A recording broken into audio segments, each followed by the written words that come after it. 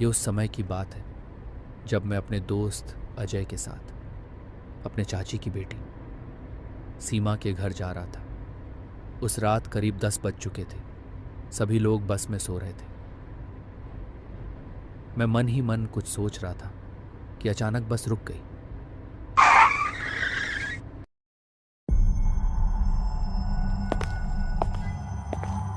सामने से कंडक्टर आया और बोला, सुनो जी, किसी को नाश्ता पानी करना है, कर ले, आगे कोई ढाबा नहीं है। कुछ देर बाद हम लोग बस के अंदर आ गए और वहां से फिर चल दिए।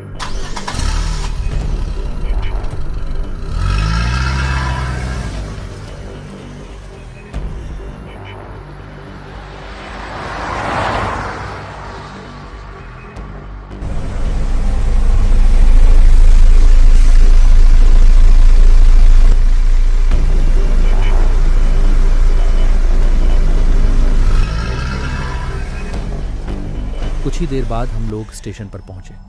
उस वक्त करीब 12 बज चुके थे। रास्ते वीरान पड़ी थी, कोई भी आदमी दूर दूर तक नजर नहीं आ रहा था।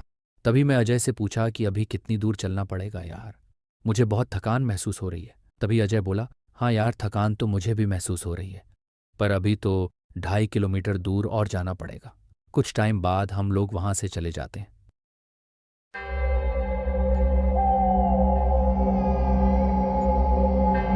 गांव में आने के बाद मैंने सीमा के दरवाजे को नॉक किया।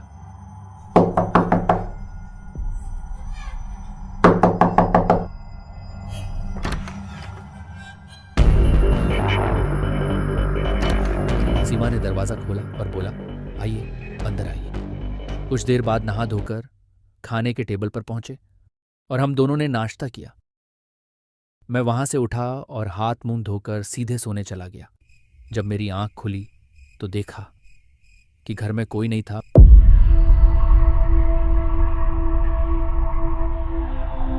मैं अजय से कुछ बात करने ही वाला था कि मैंने मूड के देखा तो अजय बिस्तर में था ही नहीं। मैं अजय को देखने कमरे से बाहर गया।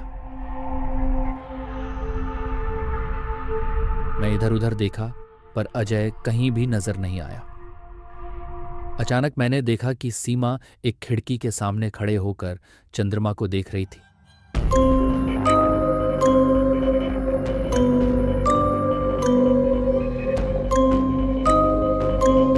मुझे उसका चाल चलन कुछ अजीब लगा, पर मैंने उस पर ज्यादा ध्यान नहीं दिया।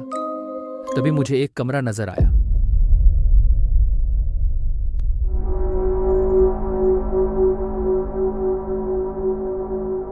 मैंने उसे खोला। उस कमरे से अजीब प्रकार की स्मेल आ रही थी। ऐसा लग रहा था जैसे कोई जानवर मर गया हो। वह कमरा कुछ अजीब लग रहा था। अचानक मेरे पीछे किसी की टकराने का आभास हुआ। मैंने पीछे मुड़ के देखा तो मेरे पैरों तले जमीन खिसक गई।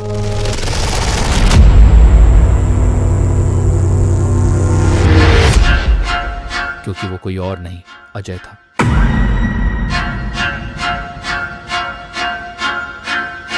वो भयानक मंजर देखकर मैं वहां से तुरंत भागा।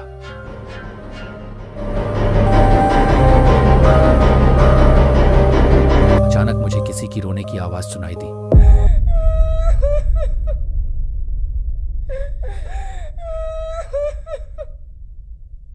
मैं पीछे मुड़ के देखा तो अंधेरे में एक लड़की जमीन पर बैठकर रो रही थी। मुझे लगा शायद वह सीमा होगी।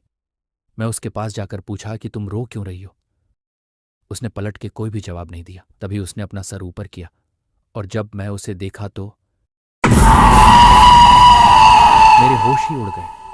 इससे पहले कि मैं वहां से भाग पाता, उसने वहीं पर पड़े एक चाकू को उठाया और